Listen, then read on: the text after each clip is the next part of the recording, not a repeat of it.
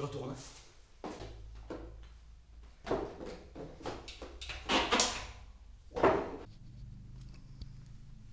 Bon, tu as peut-être compris, aujourd'hui, on en est au 3e jour du jour de confinement. Et puis, je me suis dit, tiens, ce serait pas mal de faire un petit top 5 des trucs que tu peux faire quand tu peux pas sortir de chez toi pour des raisons sanitaires.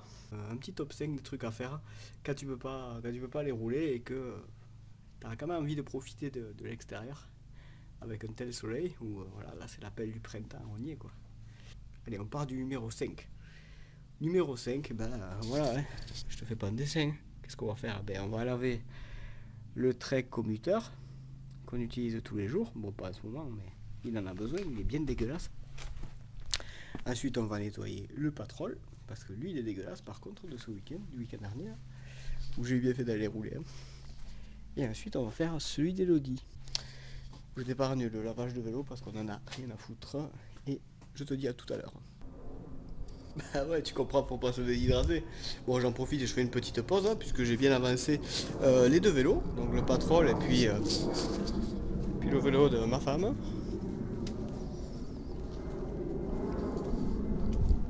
Ah, il y a quand même un avant-après, tu vois, il est propre, il est beau. Pareil pour le mien. En fait, le secret, c'est de sécher le vélo une fois qu'il est propre. Ça, c'est la base. Donc, dans le top 4, je te dirais, ben, après avoir lavé ton vélo, tu vas l'entretenir. Donc, si par exemple ton passage de vitesse ne passe pas bien, ben, tu vas changer câble et gaine, bon, pour peu que tu l'aies.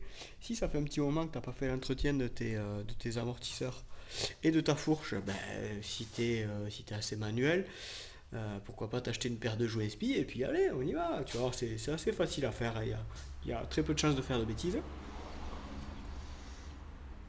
Et puis enfin faire ces choses qui dérangent sur le vélo, ouais, changer les plaquettes, faire une purge. Tu vois, l'entretien classique, comme ça quand tu vas prendre ton vélo, t'es bien. On va aller nettoyer la chaîne, les petits pignons, la cassette, tout ce bordel, histoire d'avoir un vélo tip top. Que dans 2 semaines tu vas le reprendre, tu vas faire waouh, putain, il est vraiment bien mon vélo, quoi, je me régale dessus. La commande de tige de sel Giant, elle marche pas bien. Tu es obligé d'appuyer comme un abruti dessus pour que ça puisse faire réagir la tige de sel. Mais c'est chiant, c'est chiant, c'est chiant. J'ai pas envie de le faire. Franchement, j'ai pas envie de le faire. Mais là, du coup, comme on est en confinement et que on va dire que j'ai que ça à foutre, ben je vais le faire. Je vais le faire, comme ça ce sera réglé. Ça fait plaisir. Hein. Allez, on passe au numéro 3. Alors le numéro 3, c'est un de mes préférés. Donc c'est ça en fait, regarde. Tu vois toutes tes affaires de vélo. Est-ce que ce serait pas l'occasion de faire un tri de ce que tu mets, ce que tu adores, ce que tu mets plus, et puis ouais, de faire un sac, et puis soit de les donner ou de les mettre en vente sur le bon coin. Ouais, tu sais, un maillot, ça se vendra toujours, un maillot que tu as acheté, par exemple comme un Troily que j'ai derrière, là, ou un Lyon, ou ce que tu veux. Bah, voilà, un maillot que tu auras payé 35, 40, voire 70 balles, tu vas peut-être pouvoir en retirer 20 euros. Pour bas, il n'y a pas de petites économies. C'est aussi l'occasion de faire le tri des chaussures. Hein. Là, tu vois, ceux-là, ça fait longtemps que je ne les mets plus. Et en plus, elles ont été inondées de l'an dernier. Alors, autant te dire qu'il y a très peu de chances d'y foutre le pied dedans avant que je les renettoie. Numéro 2. Est-ce que c'est pas l'occasion de se mettre à la muscu? Tu sais? Tu sais, le truc relou là où tu es obligé de prendre des haltères, de pousser avec les jambes, de faire du trainer, de faire de la corde à sauter. Est-ce que là, c'est pas l'occasion là pendant 2 semaines de te dire, bah, je vais me faire 2-3 fois par semaine une session d'1 heure d'entraînement où je vais faire de la corde à sauter, un peu de gainage, un peu de proprioception. Tu vois, des trucs pas trop relous, mais qui permettent de rester un peu éveillé au niveau des muscles et de notre physique. Et surtout, moi pour ma part, tu vois, il y a 2 ans, j'avais acheté une manual machine. Et là, tu vois, typiquement dans mon cas, ben, je crois que c'est le moment, hein, je crois que c'est le moment de vraiment arriver à claquer des manuals, quoi. C'est bien, bien. Regarde, regarde. Là, je me suis réinstallé. Tada! Bon, je vais en faire quelques-uns juste pour la démo. Hein. Franchement, je suis timide. Le manual machine, ça sert à quoi? Beaucoup disent que ça sert à rien parce qu'on est en statique.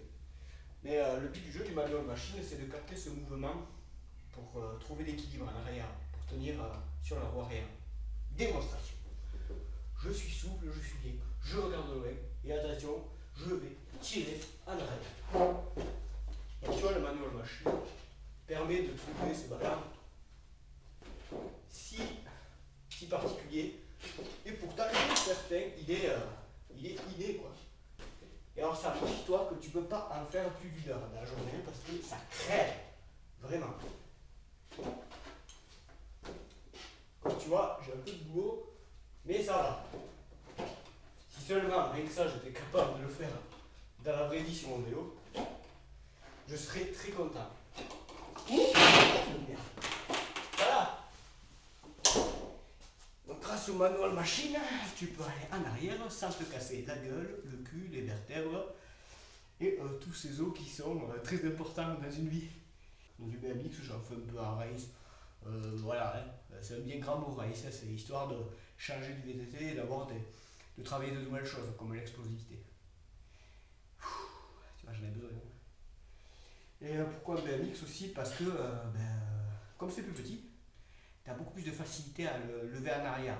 Tandis qu'en VTT, 14 kg, 14 kg quoi. Et puis plus haut, donc tu as besoin de plus de force pour le tirer en arrière et travailler ton manual. Bon écoute, hein, moi je trouve que c'est bien de varier. C'est ma façon de faire, c'est peut-être pas la meilleure.